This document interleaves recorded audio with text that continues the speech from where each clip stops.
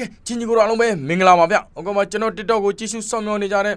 ချင်းကြီးကိုအားလုံးပဲမင်္ဂလာပါဗျစวัสดีครับဟုတ်ကဲ့ပါဆိုတော့ကျွန်တော်ဒီနေ့ညတောက်ကြနေညပွဲကြိုသုံးသက်မှုလေးပဲဖြစ်ပါတယ်ခင်ဗျဒီပွဲကြိုမသုံးသက်ခင်မှာကျွန်တော်ရဲ့ TikTok လေးကို like and follow လေးလုပ်ပေးသွားကြပါဦးချင်းကြီးကိုနော်ဟောဆိုတော့မနေ့ကကျွန်တော်ရဲ့ TikTok video file မှာဆိုရင်တော့ကျွန်တော်ဒီယူလိုပါလေးတွေကကျွန်တော် line လီနဲ့အစွန်ဘီလာကျွန်တော်ဘီလာပေးခဲ့တယ်နော်ချင်းကြီးကိုတို့ဒါပေမဲ့ view မတက်ဘူးဗျဟောမှထားမှကျွန်တော်ပြောပြတာပါဗျဆိုတော့ကျွန်တော်မနေ့ကတော့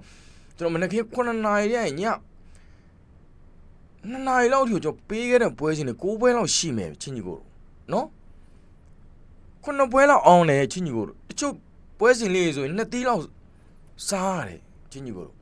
နော်ကိုပေါ် body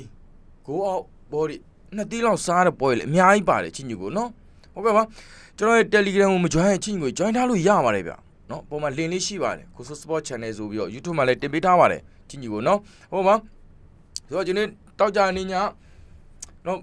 မာစင်းနဲ့အော်စစ်ပွဲစဉ်လေးပဲဖြစ်ပါတယ်ကျန်တဲ့လိပွဲစဉ်လေးကိုတော့ကျွန်တော်ရဲ့ဒီ feature နဲ့မှာတင်ပေးထားပါတယ်ဗျချင်းကြီးကိုနော်ဟုတ်ကဲ့ဒီချက်ကြည့်မယ်မာစင်းကလက်ရှိကျွန်တော်ရမှ46မှန်းနဲ့အဆင့်3မှာဆိုတော့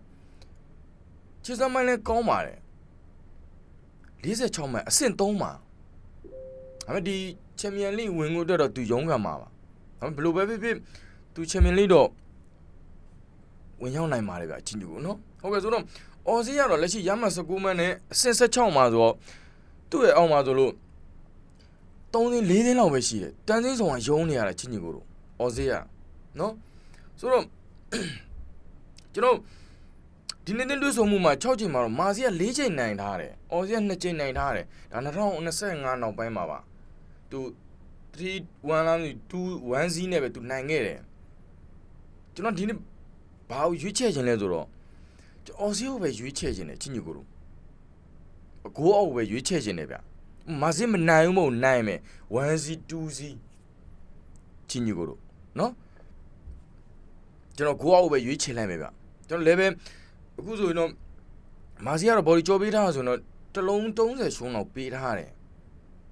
ဒါပေမဲ့ကိုဘောကြောပေးထားဆိုတော့3လုံး90စားလောက်ပေးထားတယ်လက်ရှိပေါ့နော်အပြောင်းလဲရရှိပါတယ်ဟုတ်ကဲ့ဆိုတော့ကျွန်တော်ကတော့ကိုအောက်ကိုပဲရွေးချယ်မယ်ဗျဘာဖြစ်လို့လဲဆိုတော့ကျွန်တော်အရင်တစ်ပတ်ကတောက်ကြမှာဆိုရင်တော့ကိုပေါ်ထားတယ်သူက formula ရှိတယ်